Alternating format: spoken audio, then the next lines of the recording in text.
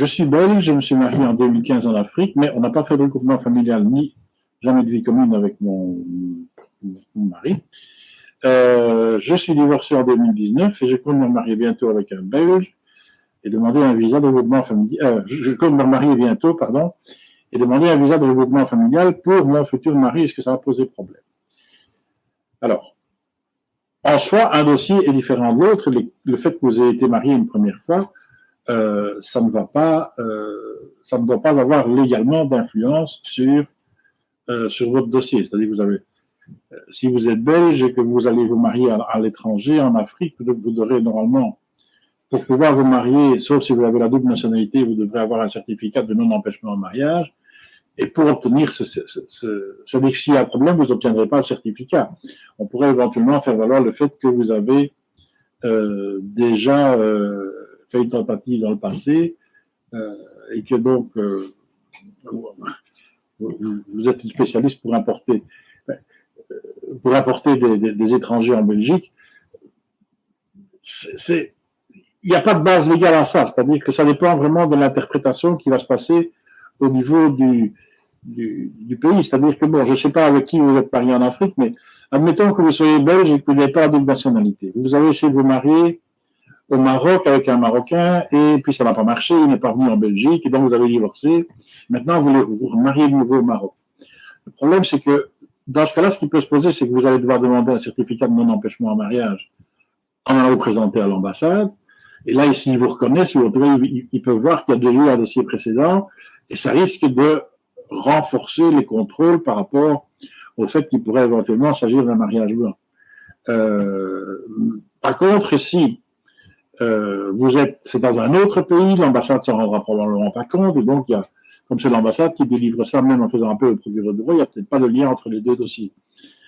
Mais en soi, on ne peut pas vous reprocher, donc c'est pas un motif légalement valable le fait que vous soyez marié avec quelqu'un d'autre et que vous ayez divorcé, c'est pas un motif valable pour vous refuser, le nouveau mariage et pour surtout refuser le visa à votre mari par après. Le problème, c'est que moi, je suis pas, la seule chose que je peux vous dire, c'est comment les choses, ce que la loi dit.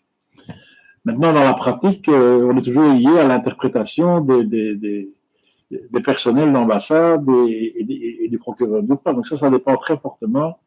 La pratique dépend très fortement de l'endroit où vous êtes. Si vous êtes de la région de Charleroi, par exemple, vous allez avoir le procureur du roi qui va essayer de vous mettre des bâtons dans les roues systématiquement. Par contre, si vous êtes de la région de Bruxelles, ce sera beaucoup moins le cas. Donc voilà, Anvers et Charleroi, c'est des communes, c'est des endroits où il y a c'est clair qu'il y a un comportement, on va pas dire raciste, mais en tout cas un comportement peu amical vis-à-vis des étrangers. Et donc, ça va parfois jusqu'à venir dire, mais enfin, pourquoi est-ce que vous allez vous marier avec l'étranger, comme s'il n'y avait pas assez de gens en Belgique? Donc, c'est des choses qui n'ont absolument rien à voir, qui sont pas du tout, qui n'ont rien à voir avec le droit. Le droit, il est clair, on peut pas vous empêcher de vous marier avec qui vous voulez, et on peut pas empêcher non plus votre conjoint de venir en Belgique. Mais le droit, il est appliqué par des hommes, et le problème, c'est que le racisme est assez répandu en Belgique, en tout cas le comportement inamical de certains responsables administratifs par rapport aux étrangers, pour le tourner comme ça. Et donc, c'est clair que vous risquez d'avoir des difficultés, mais ces difficultés pourront toujours être résolues parce que la loi est de votre côté. Voilà. Mais pour le reste, je ne sais pas savoir à l'avance ce qui va se passer dans le futur. Maintenant, c'est clair que si vous avez la double nationalité, parce que je ne sais pas, admettons que vous ayez, on reprend le même cas, vous voulez vous marier au Maroc avec un Marocain, mais si vous êtes à la fois belge et marocaine, là déjà, il n'y aura pas besoin d'avoir un certificat de non-empêchement en mariage, et donc vous pourrez vous marier déjà beaucoup plus facilement. Et donc, une fois que le mariage sera fait, il n'y aura plus qu'à avoir le visa. Et là, ils ne feront peut-être pas le lien entre les deux, puisqu'il n'y a pas eu de demande de visa préalablement. Donc, ça dépend vraiment comment les éléments du dossier vont se présenter. Vis-à-vis de l'Office des étrangers, vous n'avez pas d'historique, puisqu'il n'y a jamais eu de demande de regroupement familial avant. Par contre, là où il y a un historique, c'est si vous n'avez pas la double nationalité, là où il y aura un historique, c'est de l'ambassade, si vous avez déjà demandé un certificat de non-empêchement en mariage.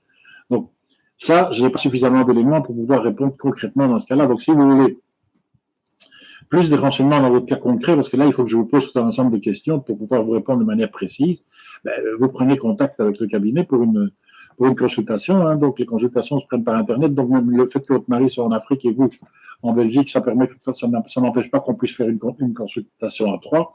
Et donc le mieux, c'est peut-être de prendre une consultation individualisée dans laquelle je pourrais vous poser toutes les questions qu'il faut pour vous répondre de manière précise. Mais au niveau des principes, on ne peut pas vous empêcher, normalement.